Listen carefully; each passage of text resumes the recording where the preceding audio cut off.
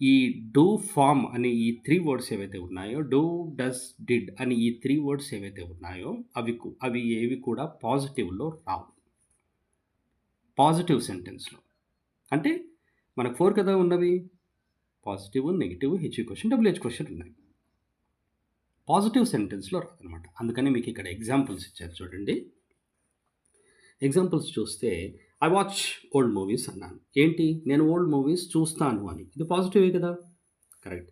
మరి నేను old movies చూడను అనొచ్చు గదా! I don't watch old movies అన్నాను. ఇది నెగెటివ్ అయ్యిద్ది.